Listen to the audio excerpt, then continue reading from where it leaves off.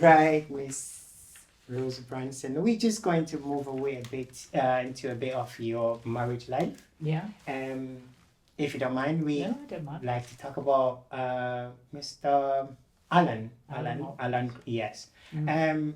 So it is this thing about his mental health issues. Alan Hopkins was a brilliant painter. Mm-hmm. He was very handsome. He was very funny, Yes. and we fell very in love. But it turned out that actually he was a schizophrenic. And schizophrenics go in 5-year cycles. Mm. And he was wonderful for 5 years, and then suddenly it turned into his opposite number. He became brutal, he became horrible, he became lazy. And I realized that things were going wrong when I was sitting doing a piece of embroidery, and my daughter was there. She was only 3. Mm-hmm. And he walked in late one morning, having got up late, walked through the dining room thing and hit me round the head.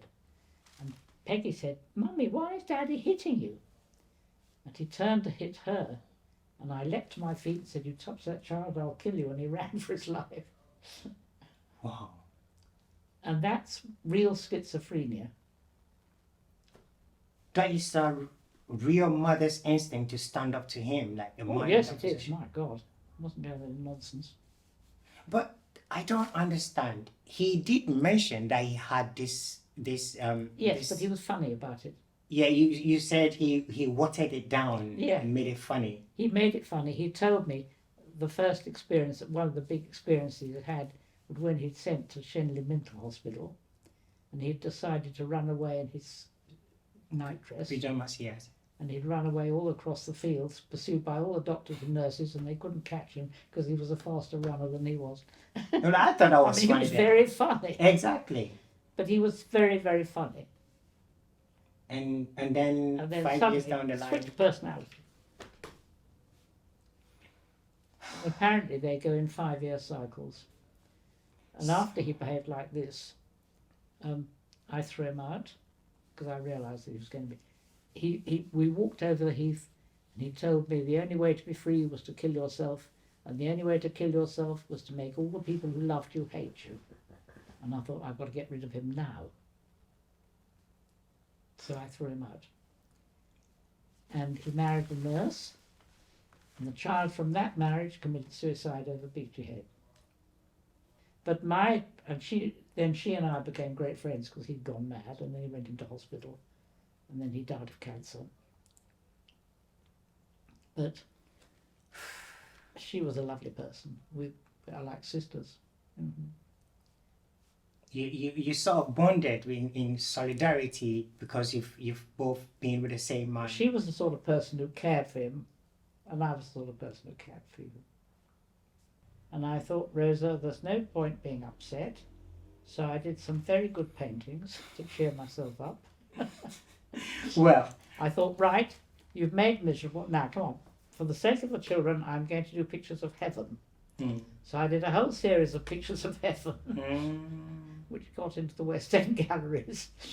And I was told I was in the vanguard of the contemporary movement. See, that is a good thing because, see, Mom, it's like something really bad happened, but see, that was that silver lining where you were able to, sort of extract something good out of it. Yeah. See, that So makes I did all the you. pictures of heaven, got me to the West End galleries, etc. And actually it was going terribly well. Meanwhile, I mean, Janet was having an awful time with him because he was going mad. But there was nothing she could do. But when he first went off with her, Mhm. her mother was horrified and said to her, "How can you do this? You've lured that wonderful young man away from his adoring wife, and she must be sitting there pining." She And didn't she know. came to me. Janet came to me and said, "If you want him back, I won't stand in your way." And you're like, God, I'm not trying to get rid of the bloke. that's enough. That's enough. I've been there and out. I don't want him anymore. Right. So, I met this chap. Is this after Alan? Yes. Okay. After Okay. I threw him out. Okay. And I thought, you know, you're a very handsome, nice man, you know. Oh. And I proposed to him after knowing him for 10 days. And he immediately invited me to his house Mm-hmm. with notes from all his girlfriends, all the way around the mantelpiece. What? What was that about? Try and make me jealous. So That didn't work, did it? Right.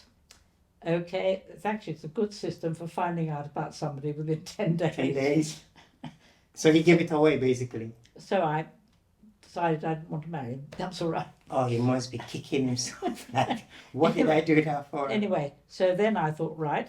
And so there was another person I proposed to within 10 days, but I can't remember what happened. It wasn't. But then I met my second husband, and I proposed to him within 10 days. And he became extremely kind because he thought I was mentally unbalanced. This And I would be thought, Henry that "You're we're talking Henry. about? And I thought, you are the kindest gentleman, and I am going to marry Oh. you. I bet he was blushing like... Well, he was amazed because women didn't propose to their husbands. But this Well, I is... did within 10 days. This was Rosa we were talking about. Yeah, that's right. He didn't know that, did he? No. Fire Rosa. Anyway, he became extremely kind because he thought I was obviously mentally unbalanced. Mm. So he became so kind. I thought, right, I'm going to marry you, mate. And then you are. And I said, there's no hurry, don't worry. 2 years later, we were gloriously happily married. Ah, And we were gloriously happy for 20 years. 20 years. He looked after people. He cared for people.